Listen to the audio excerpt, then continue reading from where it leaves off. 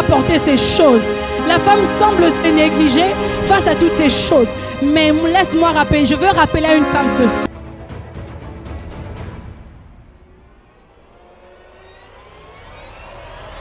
Apporter ces choses.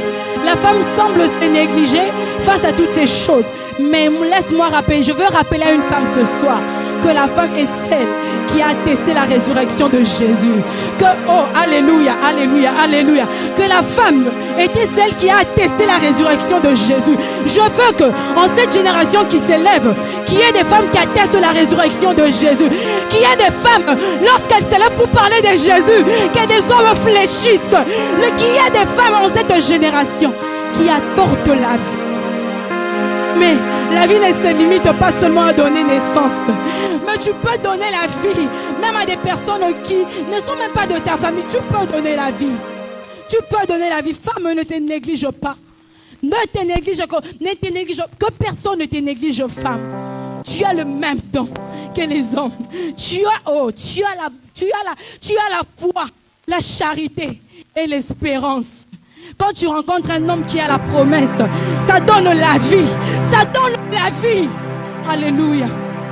Alléluia. Alléluia. Est-ce que tu peux m'encourager?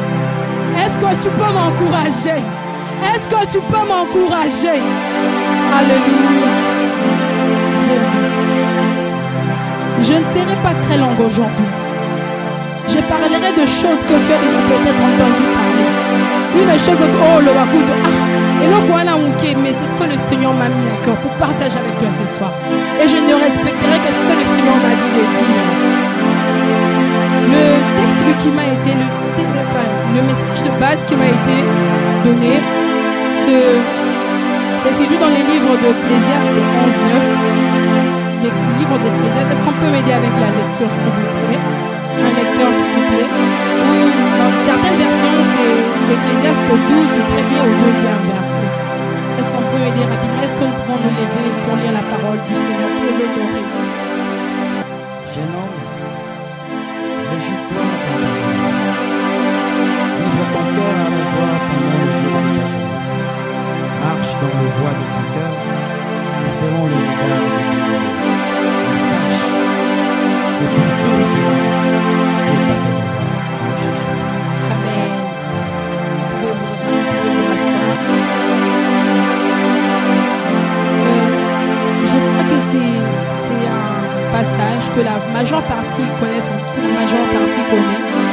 Et c'est le thème qui m'a été donné par le comité. Je tiens aussi d'abord à remercier le comité pour cette marque de confiance. Je vous dis que ce n'est pas facile de me tenir devant vous là. Ce n'est que par la grâce de Dieu. Si j'ai été choisie, ce n'est pas parce que je suis meilleure, mais c'est la grâce de Dieu qui m'a sélectionnée ce soir. Alors, comme nous venons dans les livres d'Ecclésiaste, la Bible nous dit, jeune homme, réjouis-toi dans ta jeunesse. Dis avec moi, réjouis-toi dans ta jeunesse. Dis à ton voisin, réjouis-toi dans ta jeunesse.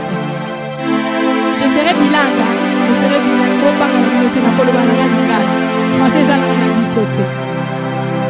La Bible dit, jeune homme, réjouis-toi dans ta jeunesse. Dans ce passage, il y a quelques concepts qui ont attiré ma personne. Les concepts sont le suivant. Il y a le terme jeune, réjouissance, cœur et vanité. Dis à ton voisin vanité. Dis à ton voisin vanité. Je prêche avec toi, nous sommes en train de prêcher. C'est une réunion de la jeunesse. C'est une réunion d'échange. D'ailleurs, j'étais étonnée. Je ne savais même pas. C'est vrai que le thème avait été donné. Mais c'est après que je me suis rendu compte que la journée était dénommée journée de réjouissance et partage. De réjouissance et partage.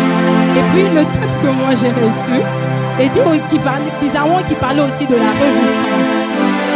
C'est comme je disais, quelques concepts m'ont attiré, ont tiqué ma personne, notamment jeûne, réjouissance, joie, cœur et vanité. Vous serez d'accord avec moi que la jeunesse, généralement, selon la science, on définit la jeunesse comme une étape comprise entre l'enfance et puis la vieillesse. Ça, c'est selon les intellectuels, selon la science. Il y a des intellectuels ici, non? Voilà. Donc, c'est ça la définition qu'attribue la science, s'il faut le dire comme ça. Le deuxième concept, c'est réjouissance. Dis à ton voisin réjouissance. Dis à ton voisin réjouissance. En feuilletant aussi mon dictionnaire, j'ai compris que la réjouissance, quand on parle de la réjouissance, je me suis rendu compte que dans les textes, il y avait comme une tautologie. Je me dis, comment on peut dire jeune, réjouis-toi de ta jeunesse, et puis on dit livre ton cœur à la joie. Je me dis, mais ça, la Bible dit la même chose. Parce que la réjouissance n'est rien d'autre qu'une joie collective. Dis à ton voisin, joie collective.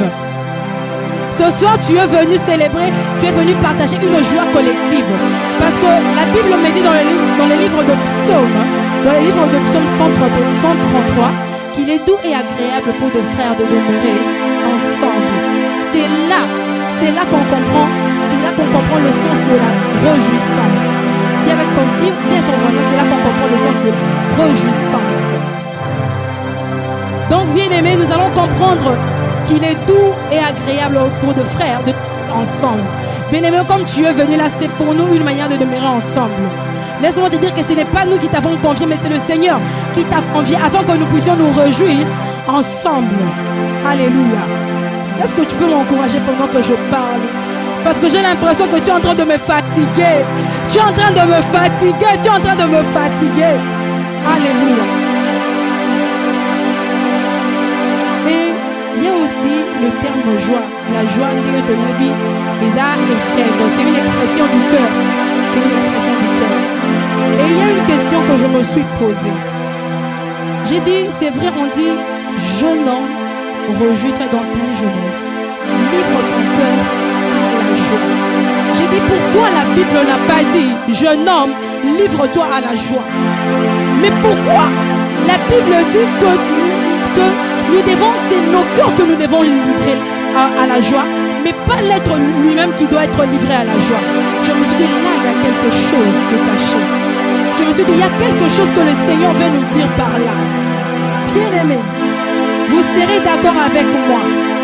Vous serez d'accord avec moi que le cœur, c'est le moteur de l'être humain. Bon, on est en train de prêcher, mais on peut parler aussi des sciences, non, c'est la jeunesse. Le cœur, c'est le moteur du corps humain. Le cœur, c'est au cœur de pomper le sang dans toutes les parties de nos corps, les organismes. Et moi je dis, et c'est à ce cœur qu'on demande de se livrer à la joie. Je dis, mais qu'est-ce qui se passe? Qu'est-ce qui se passe? Pourquoi c'est le cœur qui doit être livré à la joie, mais pas l'être lui-même qui doit être livré à la joie? Et là, je compris une chose. J'ai compris une chose.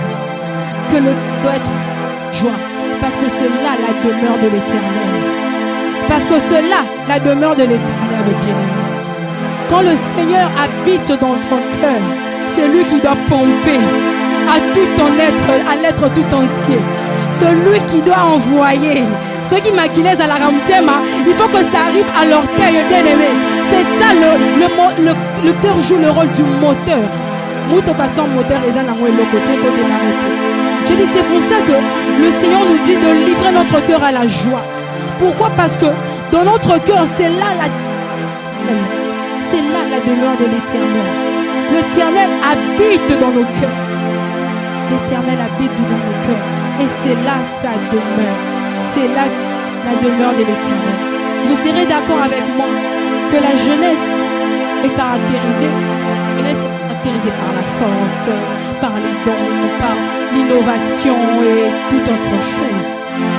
Mais ce soir, je veux m'atteler sur la joie du cœur.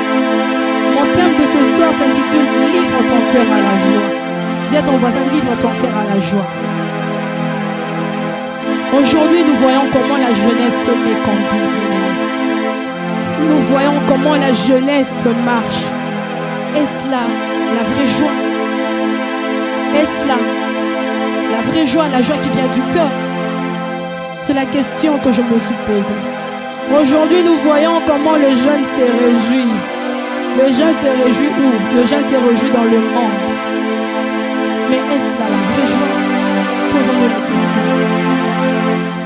Si la joie vient du cœur, si la joie si c'est notre cœur qui doit être livré à la joie et que notre cœur est la demeure de l'Éternel, est-ce que la joie dont parle la Bible, c'est la joie du monde?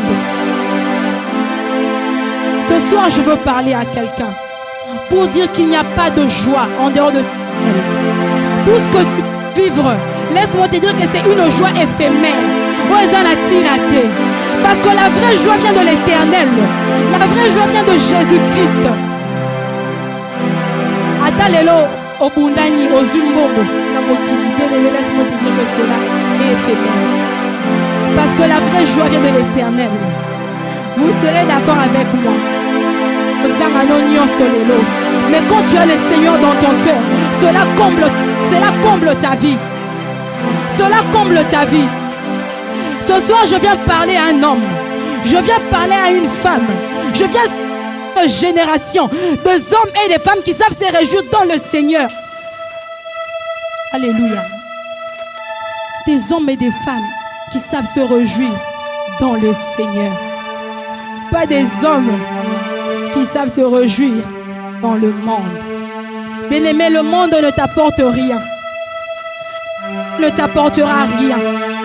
Mais quand tu livres ton cœur à Jésus, Jésus te donne la joie parfaite. Te donne une joie qui est parfaite. Alléluia. Alléluia. Une génération des hommes et des femmes qui se livrent à une joie. Et une joie qui est parfaite.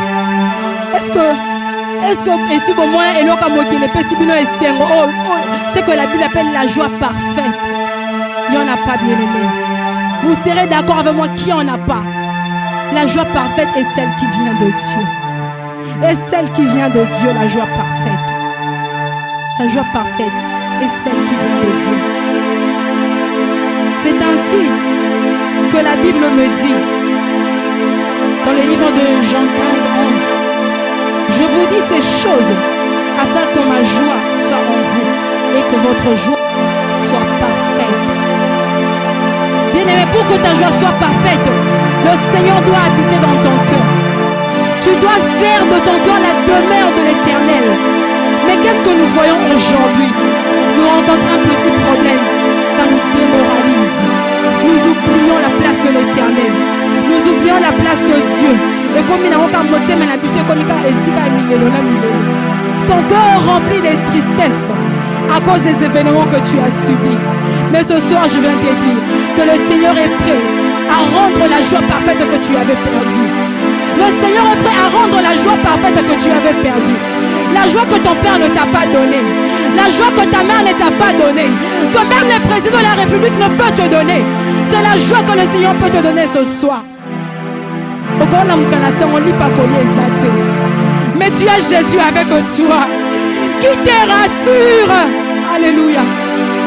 Alléluia. Jésus est cette joie parfaite dont tu as besoin. Jésus est cette joie parfaite dont tu as besoin. Jeune homme, jeune fille, réjouis-toi dans ta jeunesse. Réjouis-toi dans ta jeunesse. Mais laisse-moi te dire que ta réjouissance ne se trouve pas dans le monde. Ta réjouissance se trouve dans ma kolo ya kolo. Pourquoi j'ai dit ça? Je suis dans le livre de Jean 10. Jésus arrive. Marthe vient se plaindre et dit, mais Jésus, yebisa ta mariko, aya kosumanga na cuisine. Quelqu'un m'aide, mais Jésus dit, Marie a choisi la bonne part. Marie a choisi la bonne part qui était de suivre Jésus. Tel est le choix que je te demande de faire. De bannir tout ce qui est chagrin de ton cœur, afin que tu laisses la place à Jésus. Je ne sais pas ce que tu as vécu dans ton passé. Je ne sais pas de quoi la vie t'a privé. Mais laisse-moi te dire que Jésus peut combler ça. Jésus peut combler ce vide que tu as. Jésus peut combler ça. Et ce vide ne peut être comblé qu'une fois tu ouvres la porte à Jésus. Qu'une fois que tu ouvres la porte à Jésus et tu le laisses siéger dans ton cœur. Le cœur. Je veux qu'il y ait des jeunes qui ouvrent leur cœur encore ce soir. De laisser Jésus prendre le contrôle. laisser Jésus prendre le contrôle. Que Jésus prenne le contrôle de ton cœur afin que ta joie soit parfaite. Afin que ta joie soit parfaite. Quand la Bible nous dit jeune homme, réjouis-toi de ta jeunesse, c'est que la jeunesse, c'est une étape très importante. C'est que la jeunesse, c'est une période capitale de la vie. C'est pourquoi Timothée dit que personne ne méprise ta jeunesse. Que personne ne méprise ta jeunesse. Sois un modèle pour le fidèle. Sois un modèle pour le fidèle. En parole, en conduite, en charité et en foi. Je me dis un modèle en parole, en conduite, en charité et en foi. Je me dis, mais clairement ces choses. Alléluia. Alléluia. Sois un modèle pour les fidèles. Bien-aimé, je veux te rappeler que Christ est le chemin, la vie et la vérité. Quand la Bible nous demande d'être ces modèles, la Bible ne parle que de Christ en nous. La Bible ne parle que du Christ qui est modèle en nous que nous devons montrer au monde. Pourquoi je dis cela? Alléluia. Sois un modèle pour le fidèle en parole. N'est-ce pas que la Bible me dit qu'au commencement était la parole? La parole était avec Dieu et la parole était Dieu. Mais quand on te demande d'être un modèle pour les fidèles en parole, qu'est-ce que cela veut dire? Que tu dois présenter Jésus qui est la parole en toi. Alléluia. En conduite, Jésus est le chemin. Bien-aimé, pour marcher, tu as besoin de Jésus. Tu as besoin de Jésus pour te guider, pour te montrer le chemin. Seulement si tu lui laisses ton cœur ouvert, tu lui laisses accès à ta vie. Aujourd'hui, c'est vrai que plusieurs jeunes se disent qu'on va à l'église. Mais est-ce que cela suffit? Cela ne suffit pas. Il faut porter la personne de Christ en soi. Il faut porter la personne de Christ en soi. Christ qui est le chemin, la vérité et la vie doit habiter en nous. Parce que Timothée nous demande d'être le modèle en parole, en conduite, en foi et en charité. Tout cela ne résume que la vie, la vérité et le chemin que Christ doit habiter en nous, afin que ces choses habitent aussi en nous. Je ne sais pas ce que tu as vécu dans ton passé. Je ne sais pas ce qui a pris ta joie. Je ne sais pas ce qui a comblé ton cœur. Je ne sais pas. Peut-être que c'est une déception. Peut-être que c'est à cause d'un être cher que tu as perdu. Mais laisse-moi te dire que ce soir, Jésus veut que tu lui ouvres ton cœur encore. Que Jésus veut que tu lui ouvres ton cœur afin qu'il siège, afin qu'il affane, afin qu'il prenne le contrôle. Même lorsque tu manqueras quelque chose, il sera ta joie parfaite. Même lorsque tu manqueras de l'argent, il sera ta joie parfaite. Parce que Christ en moi, c'est l'espérance de la gloire. Bien-aimé, tout est vanité. Le monde n'a rien à nous offrir. Le monde n'a rien à nous offrir, mais Jésus a tout à nous offrir. Christ a tout à nous donner. Tout, bien-aimé. Le monde n'a rien à nous donner. Vous serez d'accord avec moi que tous ceux qui finissent leur vie, qui passent leur vie dans des bars, ainsi de suite, n'ont rien. Ils ne sont pas comblés. Mais remarquez un frère, mais il est comblé. Pourquoi? Parce qu'il a Christ en lui. Parce que Christ est le fondement de sa joie. Comme je disais tantôt, je ne sais pas ce qui a pu prendre ta joie. Je ne sais pas. Les autres, tout le monde a jeune, tout est l'église. Non, bien aimé. Ce soir, je viens te dire que le Seigneur a besoin que tu lui ouvres ton cœur. Que ce soit à cause d'une petite tristesse qui a gagné ton cœur, tu as abandonné. Tu as eu un relâchement. Tu t'es bas en toi-même, bien aimé, mais à ton bundi, tu n'auras pas de solution. La solution se trouve en Jésus-Christ, qui est cette joie parfaite, qui comble nos cœurs, qui comble nos vies. Je ne sais pas. Ce soir, je parle à un cœur. Je veux parler à un cœur qui a relâché le Seigneur. Je veux parler à un cœur qui se sent déprimé. Je veux parler à un cœur qui se sent abattu pour nous dire que Jésus est la joie parfaite. Que Jésus peut combler ce vide. Que Jésus peut combler ton manque d'argent. Que Jésus peut combler ta famille. Jésus peut tout combler à condition que tu ton cœur. Que tu lui ouvres ton cœur. Bien-aimé, la Bible me dit dans le livre de Matthieu que ce peuple ne m'honore que de lèvres, mais son cœur est éloigné. Je veux qu'un cœur s'approche